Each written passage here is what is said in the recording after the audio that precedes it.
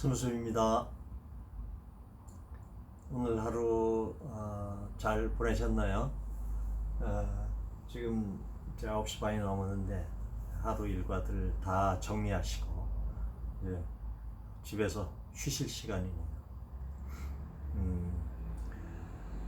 지금까지 이제 초보자들한테 도움이 될 만한 파워보드 고장 증상 검사 방법, 수리 방법을 설명해 드렸는데 이제 6번째 초보 시리즈 6번째 설명을 해드리겠습니다.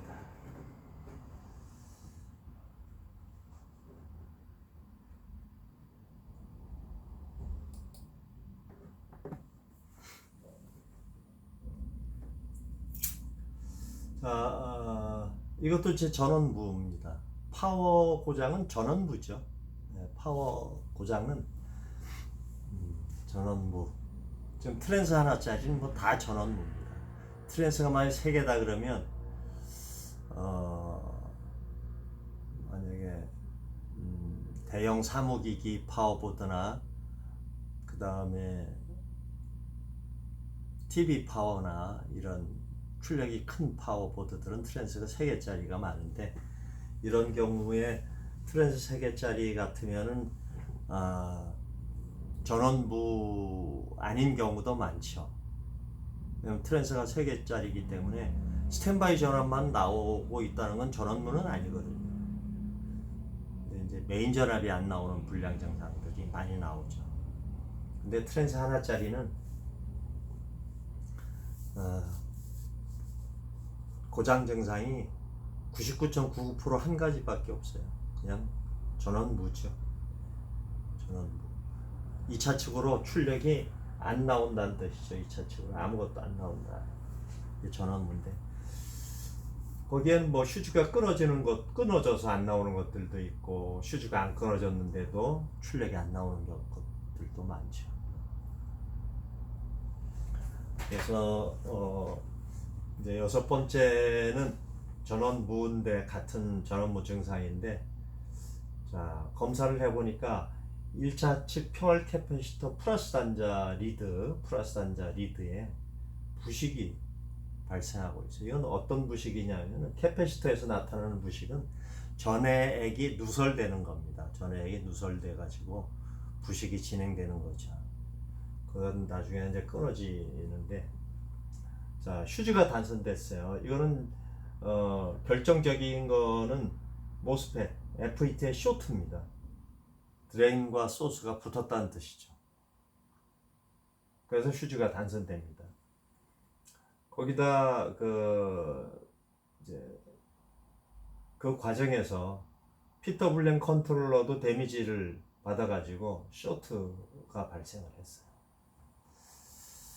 자, 여기서 이제 6핀짜리 PWM 컨트롤러인데, 6핀짜리 PWM 컨트롤러는 호환성이 좋죠. 6핀짜리들은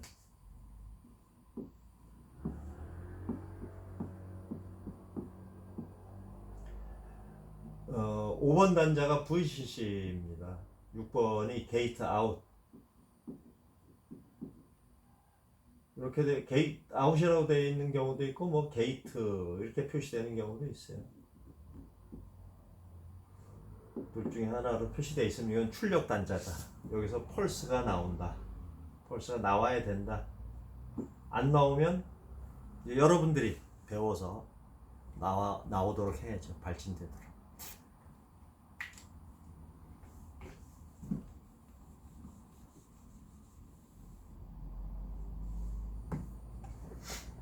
자, 보겠습니다. 이렇게 생긴 파워고,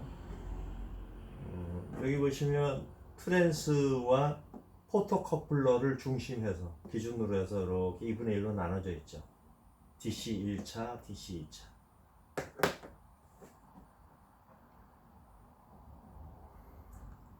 자, FET가 쇼트가 나지. 완벽하게 쇼트죠. 0.000V.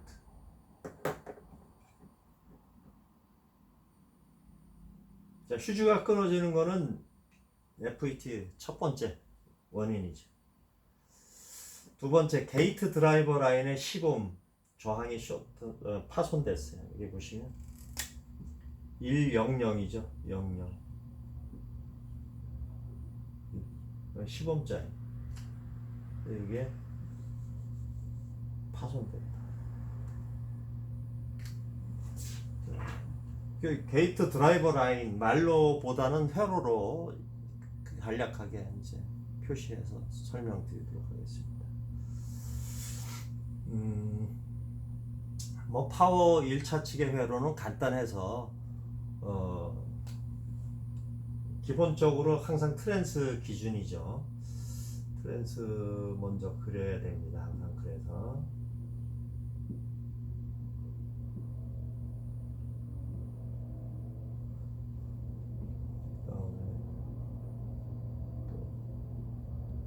몇 가지 안 되니까 뭐 브릿지부터 그려야 되겠어요. 그리고 여기 평활 캐피시터 있고, FET가 있습니다. 모스펫, 그리고 게이트 드레인 소스인데 소스 단자에 0.25에서 0.560 사이 저항을 쓴다 그랬죠. 1W짜리. 자, 여기서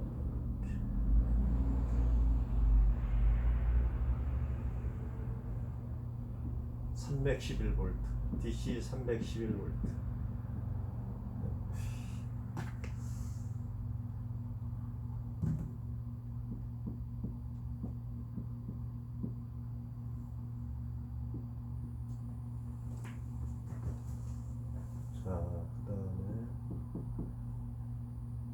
PWM-IC, PWM 컨트롤러가 6핀짜리가 있어요. 5번 고속 다이오드가 이렇게 더 있습니다. 여기 캐퍼시터. 또 신경 써서 좀 설계를 했다 그러면 제너 다이오드가 붙어있고, 이렇게 VCC. 이 6핀짜리 이제 PWM 컨트롤러는 이제 호환성이 좋은데 이게 핀맵이 정해져 있기 때문에 그래요. 핀맵이 정해져 있기 때문에 그 호환성이 좋습니다. 6핀짜리는 거의 동작을 하는데 모든 모델을 다 적용해 보지 않았지만 한 5가지 모델 정도는 제가 호환성 검토를 위해 가지고 붙여서 테스트를 해봤는데, 그 중에 한 가지만 빼고, 한 개 모델만 빼고 4개 모델은 다 적용이 돼요. 나머지 그 적용이 안 됐다 한 개 모델도 발진은 하는데 발진이 왜곡돼서 나왔습니다. 그래서 그 모델은 제외하고 나머지 4개 모델은 다 호환이 되더라. 자, 여기서 제너 다이오드 다 됐죠. 고속 다이오드. 자, 여기서 이 그 게이트 아웃, 게이트 드라이버 이렇게 얘기도 하고 그래요. 그래서 게이트 여기하고 이 FET 게이트 사이에 여기에 이렇게 돼 있어요. 뭐냐? 여기는 다이오드가 역방향으로 붙어 있고,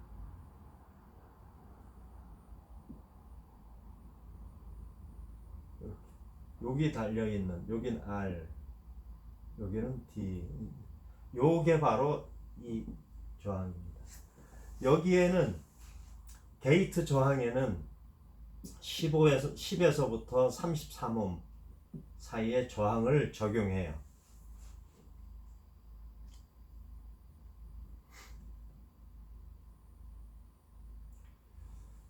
자, 자, 여기서 다이오드 또 이쪽에 이제 우리가 기억해둬야 될 것은 다이오드가 역방향으로 걸려 있죠. 게이트 드라이버 단자를 향해서 역방향.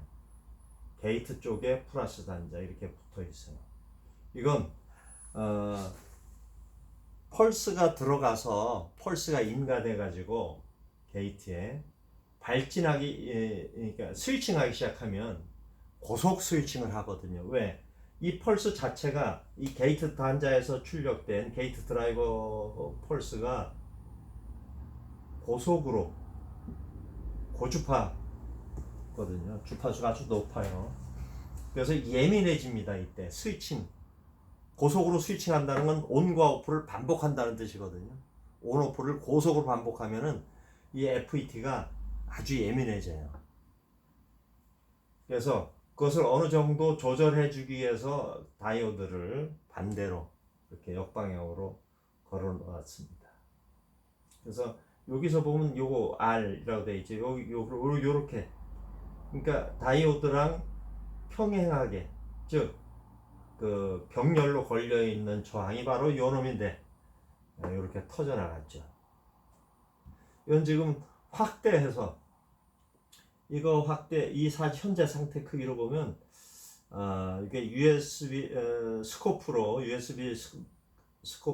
마이크로 스코프로 이제 확대한 건데 아마도 영상으로 1000배 정도 확대하지 않았을까 싶네요.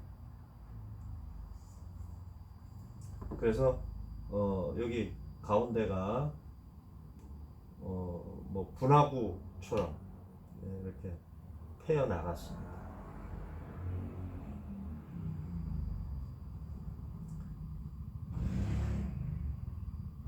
자, 부식이 되죠. 평을 캐패시터 부식. 이런 건 보는 즉시 미리 뭔가 흘러나온 것 같으면 교체를 해줘야 됩니다. 자, 이렇게 6핀짜리 IDP1011이라고 되어 있는데 이 VCC 그리고 여기는 출력 단자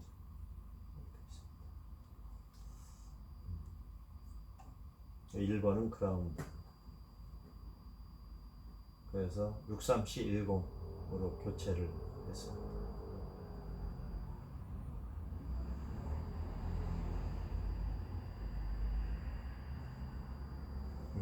간단하죠? 네. 뭐 어려운 건 없어요. 네. 부품 검사만 할 줄 알아도 한 60%는 먹고 들어갑니다. 한 60%는 먹고 들어가고 그 다음에는 이제 저기 이제 전원부 증상 중에서 이제 슈즈가 정상인데도 불구하고 전원부 증상일 때 그때 이제 조금 한 단계 더 높은 경험치 숙련도를 숙련도가 요구가 되죠. 근데 그것도 뭐 이제 계속 연습을 하면서 그 증상들에 대해서 기록 유지를 해가면서 수리를 하면 좀 더 빨리 익힐 수가 있습니다. 그러니까 1차 측에서 우리가 검사할 때 필요한 것들을 그러니까 나타나는 증상에 대해서 계속 그 기록을 유지하면 그것들이 나중에 다 여러분들한테 좋은 데이터 자료가 됩니다. 자, 수리 기록을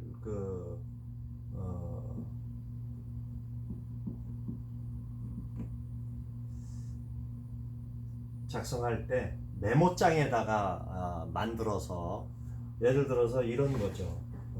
예를 들어보면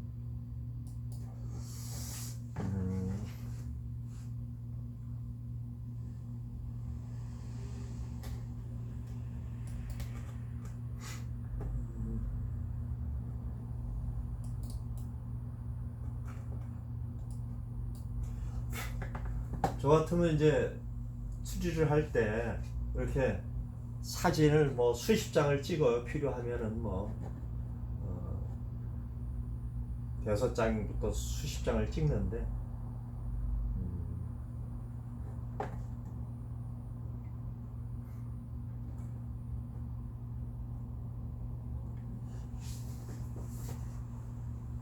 여기는 이제 완성된 수리 기록이 아니고 이렇게 찍어놓고 이제 정리를 하는 거죠. 이렇게 있는 거를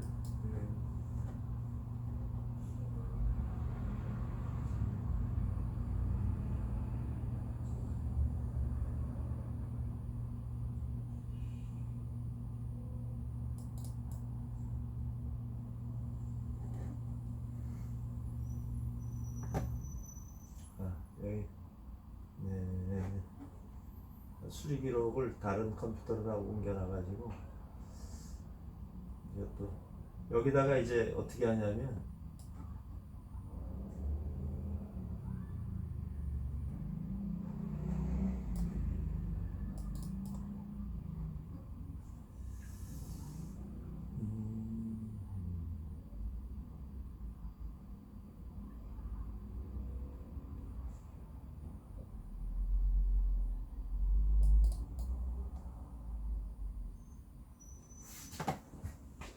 그냥 써서 설명을 해드리겠네요. 지금 수리 기록이 정리된 거는 컴퓨터로 새 컴퓨터로 옮겨가지고 자 어떻게 하냐면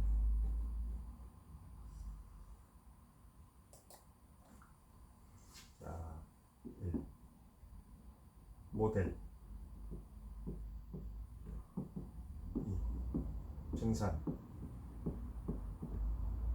증상은 자세하게 예를 들어서 왜 자세하게 필요하냐면 이런 게 있죠.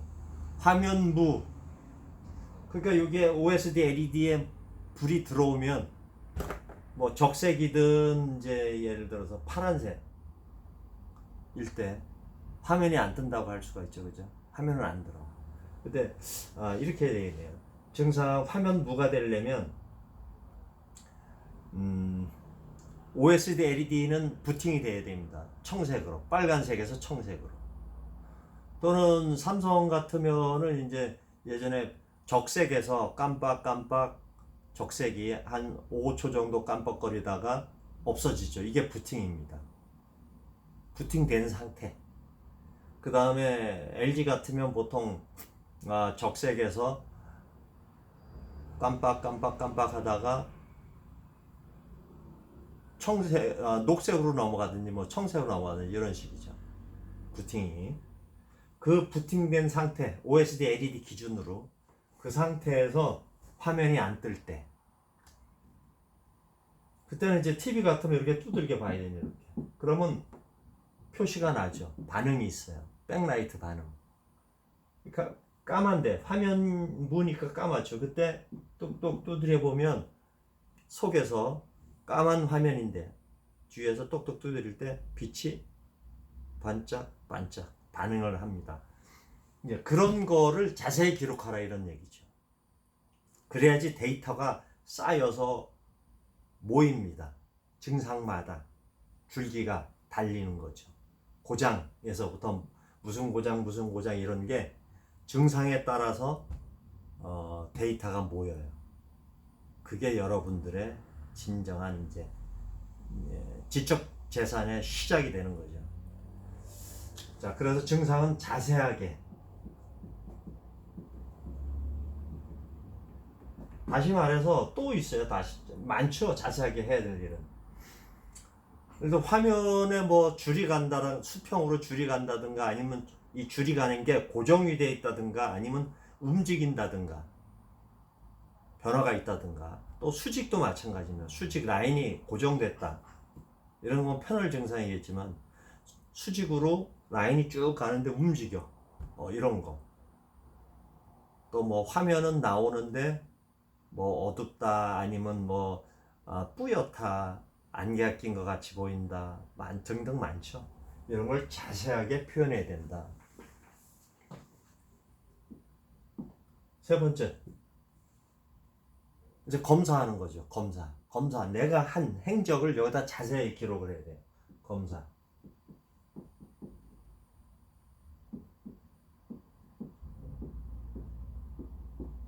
검사가 특히 중요한 게요. 이제 전자수리는 한 번에 이제 시작을 해서 바로 끝나는 경우도 많지만 안 끝나 이제 보류가 되는 미뤄지는 경우가 많아요. 왜냐하면 부품을 확인해가지고 부품을 주문하는 경우가 이제 가장 그런 경우가 많은데, 그렇게 되면 만에 하나 그 부품을 교체했는데 돌아오지 않는다. 그럼 수리 기록을 들춰봐야 돼요. 그 이제 내가 어떻게 뭐를 했는데 어떤 과정을 거쳐서 검사를 했는데 뭐가 빠졌구나 하는 거를 다시 보면 알 수가 있습니다. 또 이런 경우도 있죠. 부품 뭐 주문하고 밀어 놓는 게 아니고 하다가 뭐 이렇게 30분 1시간 검사하고 회로 추적하고 해봤는데 결과가 안 나왔을 때, 어느 부품이 이상인지 안 나올 때도 많습니다. 그럴 때는 그냥 밀어놔요. 미련 없이. 그 대신 뭐 부품이 이탈하거나 이러지 않게 잘 이제 보관을 해야 되겠죠. 그런데 그때도 내가 그날 검사한 내용을 여기다 다 상세하게 기록을 해야 됩니다. 그래야만 내일 봤을 때 또는 모레 봤을 때 2, 3일 있다 봤을 때 다시 보게 되면 이 과정을 쭉 보면은 내가 뭘 빼먹은 게 생각나거든요. 사람 머리는 특히 이제 그럴 때 이제 집중력을 발휘하게 돼요. 왜? 다 검사해서 걸러놓은 것들이죠. 필터링 해놓은 거예요. 그럼 여기서 빠진 거는 이걸 보는 순간 떠오르게 돼 있습니다. 그렇게 해서 붙여지는 게 많습니다. 그래서 중요한 게 검사 과정을 일일이 다, 뭐 10가지면 10가지, 20가지면 20가지 검사한 걸 다 기록을 해야 돼요. 그래야지 나중에 며칠 있다 봤을 때 2번 검사를 안 하게 되고, 이렇게 해놓게 되면. 그 다음에 마지막으로 수리. 결론적으로 어떠한 부품을 교체했다 하는 거를 마지막에 기록을 해주고, 이걸 폴더를 만들어서 어떤 부품이다 그러면 그 부품에 대한 폴더를 만들어 가지고 거기다가 붙여넣기 해서 또 유지를 하는 거죠. 그렇게 하면 여러분들 실력 향상에 많이 도움이 될 겁니다. 자, 오늘은 이제 여기까지 마치고, 나중에 뭐 지금까지 이제 6건의 수리 기록을 이제 연속해서 시리즈로 올려드렸는데, 또 6가지 증상, 6가지 원인들 외에 또 다른 그 교육 참고할 만한 게 있으면 올려드리도록 하고, 다음 영상에서는 이제 데이터 회로, 즉 모니터 같으면 모니터 AD 보드, 또 티콘 보드, 이렇게 또 드라이버 회로도 있네요. 드라이버 보드. 뭐 드라이버 보드를 먼저 할 수도 있고, LED 드라이버, AD 보드를 뭐 먼저 할 수도 있고, 준비되는 대로 올려드리도록 하겠습니다. 자, 열공하십시오. 감사합니다.